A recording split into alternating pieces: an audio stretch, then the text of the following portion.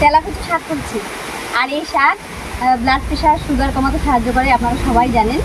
তো খুব সহজ এবং ছোট্ট করে এই শাকের একটা রেসিপি আপনাদের সঙ্গে শেয়ার করব। আপনার সঙ্গে থাকুন, আশা করছি ভালো লাগবে।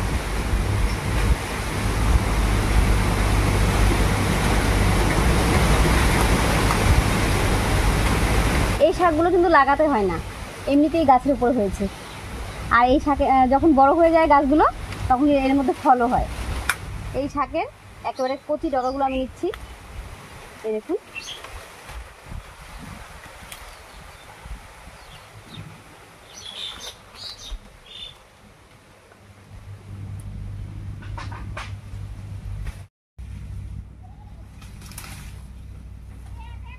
বেশ অনেকটাই শাক তুলে নিয়েছি, আর এইটুকু দিয়ে হয়ে যাবে আমার রান্না।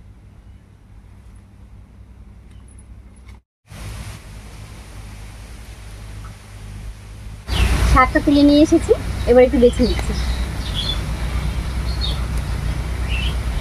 বেছে একবারে কেটে নেব।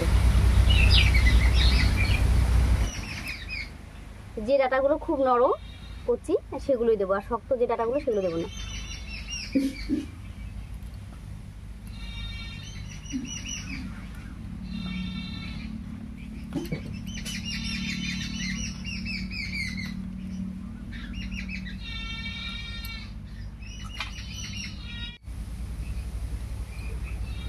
আমাদের বাড়িতে কোনো কিছু দিয়ে ঝোল শাক রান্না হলেই মা সব কিছুর সঙ্গেই এই কয়েকটা করে তেলাকুচি পাতা মিশিয়ে দিত, আর খেতে দারুণ লাগতো।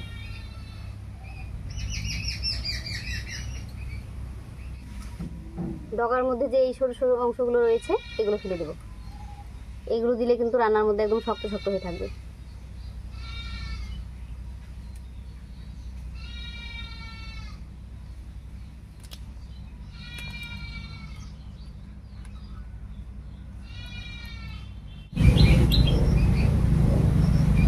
এর আগেও আমি তেলাকুচুর পাতার সঙ্গে হারমান পাতা, তারপর দুধ কচুর পাতা মিশিয়ে বাটা করেছি। আপনারা সবাই খুব পছন্দ করেছেন। আশা করছি আজকের রেসিপিটাও আপনাদের ভালো লাগবে। শাকটা বেছে নিলাম, এবারে ধুয়ে কেটে নেব।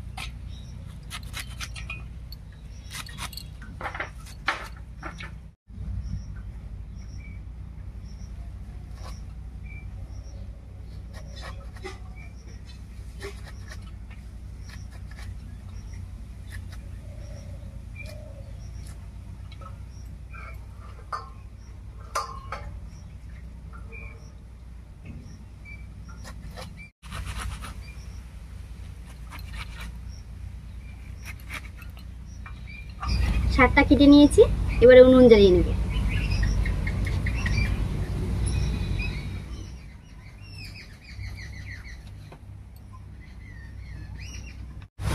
উনুন জ্বালিয়ে কড়াই বসিয়ে দিয়েছি। এবার কড়াইতে দেবো সামান্য একটু সরষের তেল। তেল গরম হয়ে গেছে, এবারে তেলের মধ্যে দেবো দুটো শুকনো লঙ্কা আর হাফ চামচ মতো গোটা জিরা, আর সঙ্গে দেবো হাফ চামচ মতো রাঁধুনি।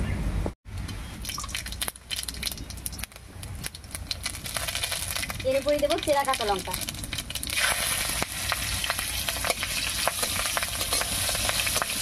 ফোড়নটা একটু নাড়িয়ে নিয়েছি, এবার একটা সেদ্ধ করা আলু হাত দিয়ে একটু ভেঙে ফোড়নের উপরে দেবো।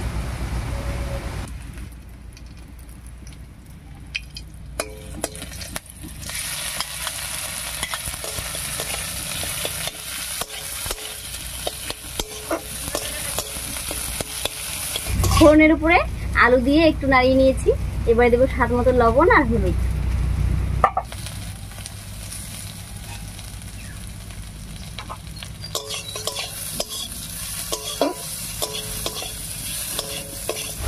আলুটা বেশ একটু ভাজা ভাজা হয়ে গেছে। এবার এর উপরে দেবো শাকটা।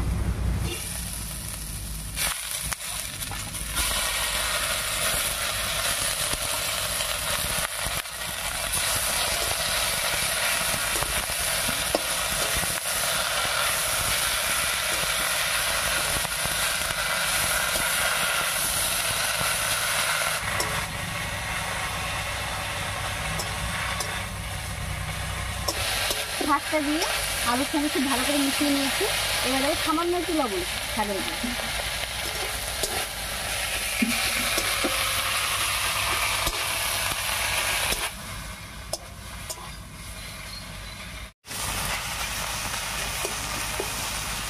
আলুর সঙ্গে শাকটাকে খুব ভালো করে বেশ কিছুক্ষণ রান্না করে নিয়েছি।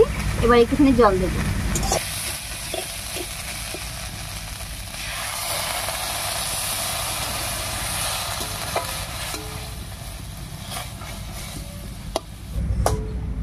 এবারে ঢাকা দিয়ে বেশ কিছুক্ষণ রান্না করে নেব। আলুটা আগে থেকে সিদ্ধ করে তারপর আমি শাকটা রান্না করলাম। তবে আপনারা চাইলে ফোড়নের উপরে আলুটা ছোট ছোট করে কেটে দিয়ে তারপরেও রান্নাটা করতে পারেন। তেলাকুচু শাক খুবই নরম হয়, রান্না হতে বেশি সময় লাগে না। রান্নাটা একদম রেডি হয়ে গেছে। এবারে ঢাকা খুলে নামিয়ে নিচ্ছি।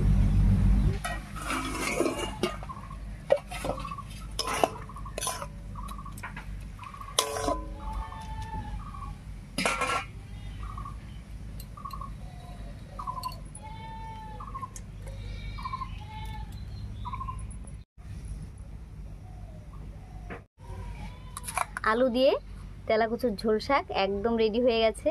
এবার এটা গরম গরম ভাতের সঙ্গে খেতে দারুণ লাগবে। খুব সহজ এবং ছোট্ট করে তেলাকুচু শাকের নিরামিষ রেসিপি আপনাদের সঙ্গে শেয়ার করলাম। তবে আপনারা চাইলে ফোড়নে কিন্তু পেঁয়াজ রসুনও দিতে পারেন, খারাপ লাগবে না। ভিডিওটা কেমন লাগলো অবশ্যই কমেন্টে জানাবেন। যদি ভালো লাগে একটা লাইক করে দেবেন এবং চ্যানেলটিকে সাবস্ক্রাইব করে এভাবেই আমাদের পাশে থাকবেন। আজ এই পর্যন্তই, আবার কাল দেখা হচ্ছে নতুন কোনো সহজ রেসিপি নিয়ে।